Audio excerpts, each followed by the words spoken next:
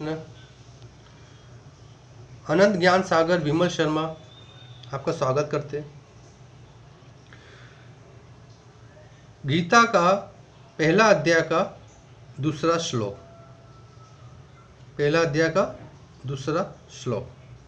संजय उवाच दृष्ट्वा तु पांडवानीकं युद्धं दुर्योधनस्ता आचार्यमुपसंज्ञ राजा वचनमब्रुवीत।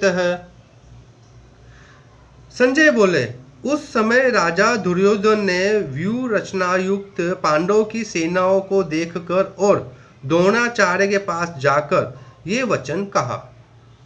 प्रश्न किया, दुर्योधन को राजा कहने का क्या अभिप्राय है? उत्तर संजय ने दिया। संजय के द्वारा दुर्योधन को राजा कहे जाने में कई भाव हो सकते हैं।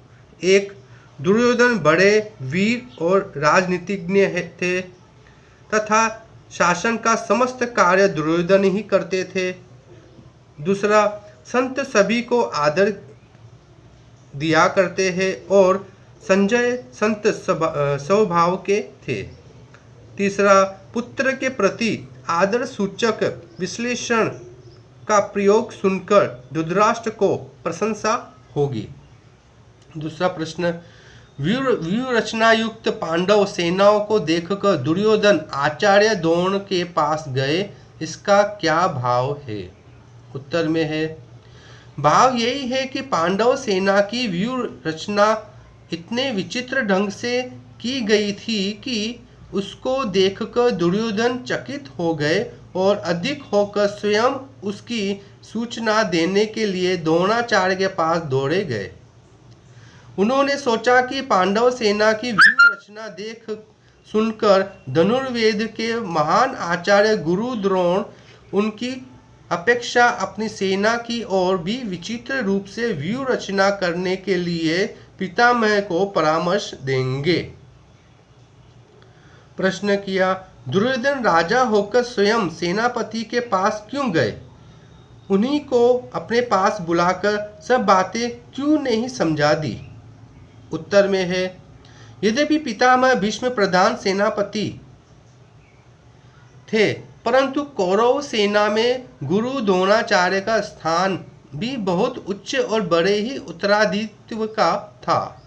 सेना में जिन प्रमुख योद्धाओं की यहाँ नियुक्त होती है, ये यदि वे वहाँ से हट जाते हैं तो सैनिक व्यवस्था में बड़ी गड़बड़ी मच जाती है। इसलिए द्रोणाचार्य को अपने स्थान से न हटाकर दुर्योधन ने ही उनके पास जाना उचित समझा। इसके अतिरिक्त द्रोणाचार्य व्योम युद्ध और ज्ञान युद्ध होने के साथ ही गुरु होने के कारण आदर के पात्र थे तथा दुर्योधन को उनसे अपना स्वार्थ सिद्ध करना था, इसलिए भी उन्हें सम्मान देकर उनका परिपात्र बनना उन्हें अभीष्ट था। पारमार्थिक दृष्टि से तो सबसे नम्रतापूर्वक सम्मान युक्त व्यवहार करना कर्तव्य है ही। राजनीति में भी बुद्धिमान पुरुष को अपना काम निकालने के लिए दूसरों का आदर किया करते हैं। इन सभी दृष्टियों से उनका वहां जाना उचित ही था। द्रोणाचार्य के पास जाकर दुर्योधन जो कुछ कहा अब उससे बतलाते हैं।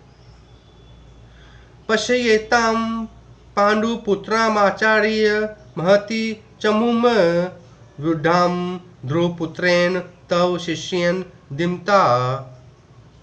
हे आचार्य, आपके बुद्धिमान शिष्य द्रुपद पुत्र धृष्टद्युम्न द्वारा व्यूह आकार खड़ी की हुई पांडुपुत्र की इस बड़ी भारी सेना को देखिए। प्रश्न, धृष्टद्युम्न द्रुपद का पुत्र है, आपका शिष्य है और बुद्धिमान है। दुर्योधन ने ऐसा किस अभिप्राय से कहा? उत्तर, दुर्योधन बड़े चतुर और कूटनीतिज्ञ थे। धृष्टद्युम्न ने प्रति हिंसा तथा पांडवों के प्रति द्रोणाचार्य की बुरी भावना उत्पन्न करके उन्हें विशेष उत्तेजित करने के लिए दुर्योधन ने दुष्टद्युम्न को द्रुपद पुत्र और आपका बुद्धिमान शिष्य कहा।